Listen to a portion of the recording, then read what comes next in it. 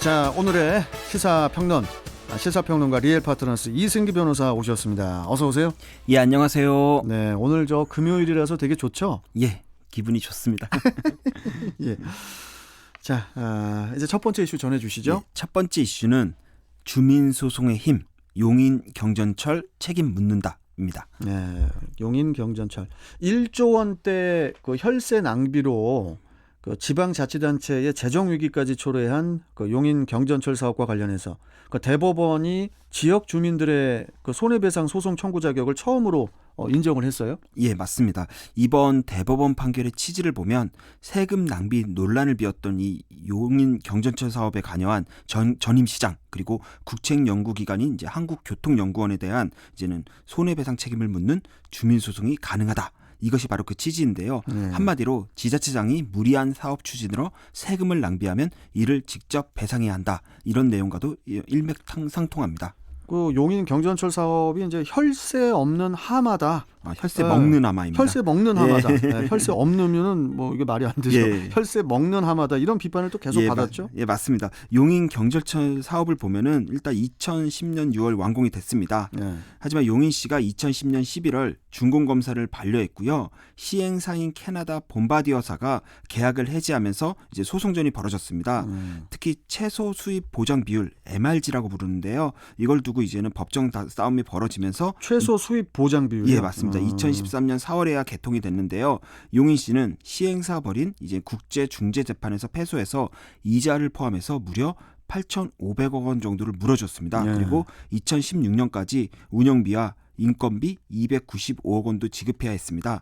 하지만 경전철 사료 이용객이 한국교통연구원 예측에 크게 못 미쳤고요.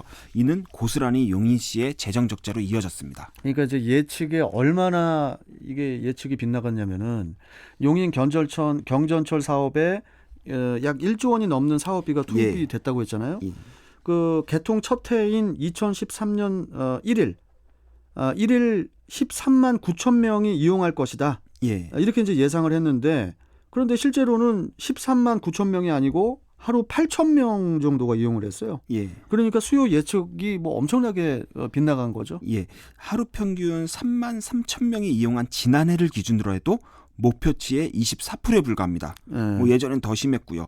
결국 잘못된 수요 예측으로 인해 이제 민간 사업자인 캐나다 봄바디어사에게 지원해줘야 될 채소 운영 수입 보장 액수도 커졌고요. 이후 유지 관리 비용도 커진 것입니다. 네. 아무래도 사업을 추진하는 정부와 지자체 입장에서는 수요 예측을 낮게 잡을 경우 야 사업 추진이 과연 정당하냐 이거 안 해도 되는 거 아니냐 이런 말이 나올 것을 우려하여 지나치게 낙관적으로 사업성을 평가하는 경우가 많은데요. 이는 이 사업뿐만이 아니라 다른 사업도 마찬가지입니다. 당장 그 이 판결로 인해서 의정부 경전철 그리고 인천 월미 은하레일이잖아요. 예. 인천 월미 은하레일과 같은 그런 사업이 또 영향을 받을 것이다. 이런 전망도 있습니다. 예. 의정부 경전철은 이제는 새 민자 사업자가 운영을 맡고 있지만 해마다 시예산 한 200억 원 정도가 투입되고 있고요. 네. 월미 은하레일 같은 경우에는 853억 원이 투입돼 2010년 준공이 됐습니다. 하지만 운영 중단되었고요. 지난해 10월 다시 운행은 되고 있으나 이 과정에서 183억 원이 더 들어갔습니다.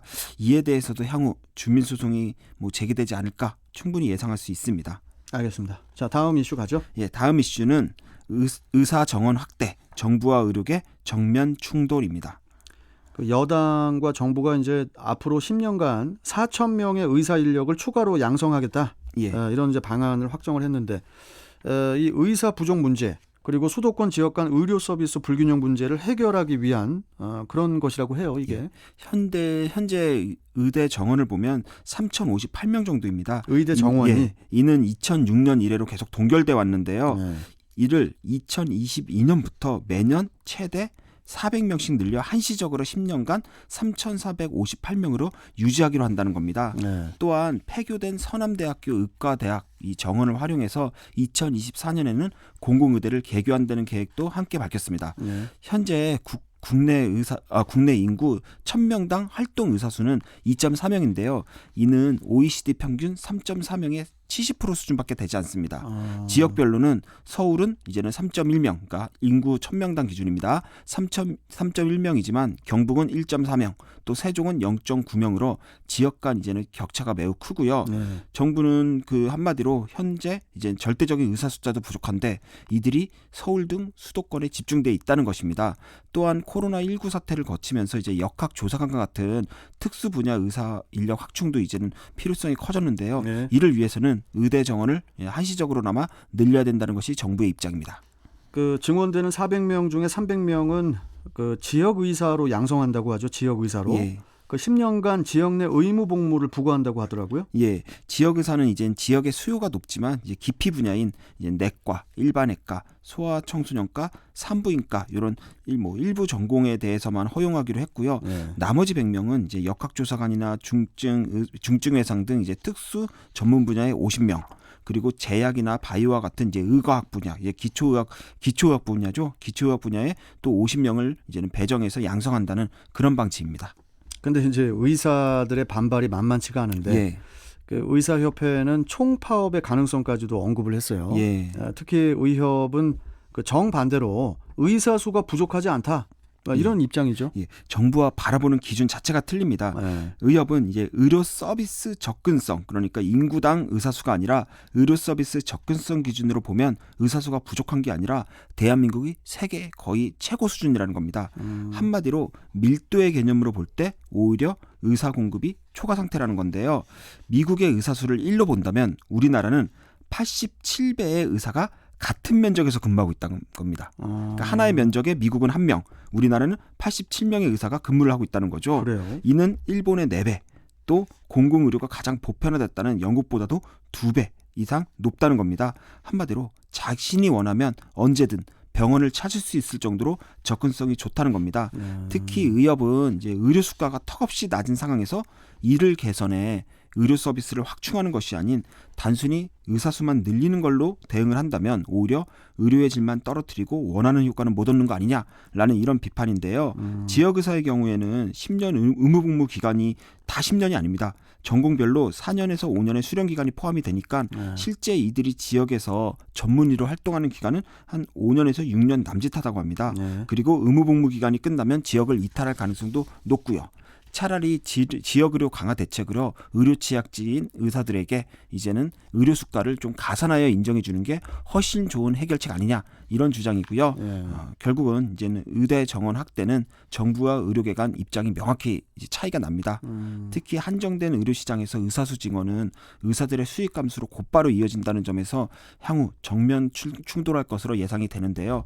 그렇다고 해서 의사수 증원이 곧바로 또 의료 서비스 질 향상을 담보하지 않는다는 점에서 또 의사들의 목소리 우리가 직업 이기주의라고 일방적으로 또 매도할 수 없는 것이 현실로 보입니다.